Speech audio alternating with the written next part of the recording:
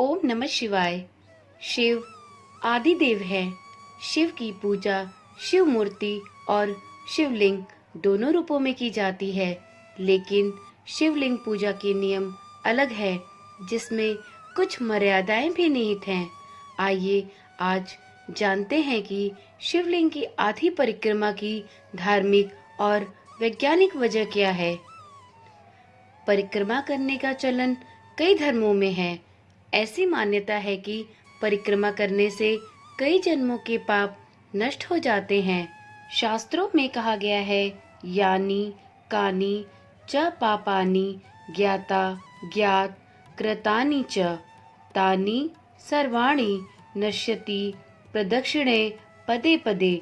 यानी परिक्रमा के एक एक पद चलने से ज्ञात अज्ञात अनेक पापों का नाश होता है।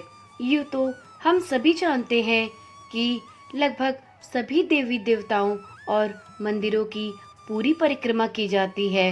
वहीं शिवलिंग की आधी परिक्रमा होती है। शिव आदिदेव है। शिव की पूजा शिव मूर्ति और शिवलिंग दोनों रूपों में की जाती है, लेकिन शिवलिंग पूजा के नियम अलग हैं, जिसमें कुछ मर्यादाएं भी निहित हैं। शिवलिंग की आधी परिक्रमा को शास्त्र सम्मत माना गया है। इसे चंद्राकार परिक्रमा कहा जाता है। परिक्रमा के दौरान जलाधारी को लांघना मना होता है। इसके पीछे भी कुछ धार्मिक और वैज्ञानिक कारण हैं।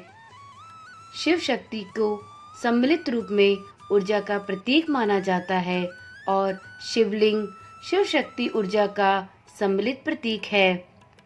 शिव पुराण समेत कई शास्त्रों में शिवलिंग की आधी परिक्रमा करने का विधान बताया गया है।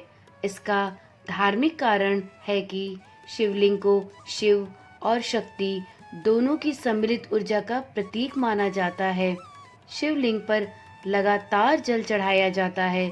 इस जल को अत्यंत पवित्र माना जाता है। ये जल जिस मार्ग से निकलता है उसे निर्मली, सोमसूत्र और जलाधारी कहा जाता है। माना जाता है कि शिवलिंग इतनी शक्तिशाली होती है कि उस पर चढ़ाए गए जल में भी शिव और शक्ति की ऊर्जा के कुछ अंश मिल जाते हैं। ऐसे में जल में इतनी ज्यादा ऊर्जा होती है कि यदि कोई व्यक्ति इसे लांघे तो ये ऊर्जा लांघते समय उसके पैरों के बीच से उसके शरीर में प्रवेश कर जाती है। इसकी वजह से व्यक्ति को वीर्य या रस संबंधित अनेक शारीरिक परेशानियों का सामना भी करना पड़ सकता है। इसलिए शास्त्रों में जलाधारी को लांघना घोर पाप माना गया है।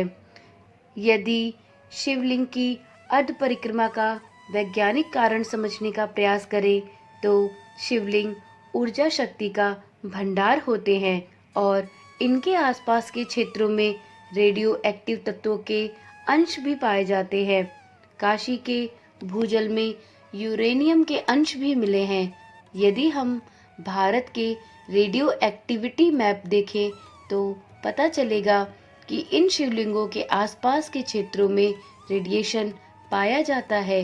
यदि आपने एटॉमिक रिएक्टर सेंटर के आकार पर गौर किया हो तो शिवलिंग के आकार और एटॉमिक रिएक्टर सेंटर के आकार में आपको समानता नजर आएगी। ऐसे में शिवलिंग पर चढ़े जल में इतनी ज्यादा ऊर्जा होती है कि इसे लांघने से व्यक्ति को बहुत नुकसान हो सकता है। इसलिए शिवलिंग की जलाधारी को लांघने की मनाही की जाती है। शिवलिंग की अर्ध परिक्रमा सदैव चंद्राकार परिक्रमा के रूप में की जाती है और इस परिक्रमा को बाईं तरफ से किया जाता है। शिवलिंग की परिक्रमा के दौरान भक्त उनकी जलाधारी तक जाकर वापस लौट आते हैं और ऐसे में अर्धचंद्र का आकार बनता है और इसलिए इस परिक्रमा को चंद्राकार परिक्रमा भी कहा जाता है। चंद्राकार परिक्रमा के भी कुछ नियम हैं। आमतौर पर परिक्रमा दाईं ओर से की जाती है, लेकिन शिवलिंग की परिक्रमा हमेशा बाईं ओर से की जाती है। फिर जलाधारी से वापस दाईं ओर लौटना होता है। वहीं इस स्थिति के विपरीत कुछ ज्योतिषाचार्यों के अनुसार कहीं-कहीं पर शिवलिंग पर चढ़ाया हुआ जल सीधे भूमि में चला जाता है या कहीं-कहीं जलाधारी ढकी हुई होती है, तो ऐसी स्थिति में शिवलिंग की पूरी परिक्रमा की जा सकती है। अर्थात ऐसे में जलाधारी को लांघने में कोई दोष नहीं लगता है।